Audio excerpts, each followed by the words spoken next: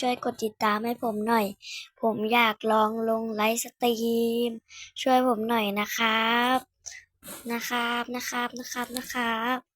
นะครับช่วยผมหน่อยนะครับพวกพี่ๆทั้งหลายบ๊ายบายเจอกันใหม่ช่วยกดติดตาม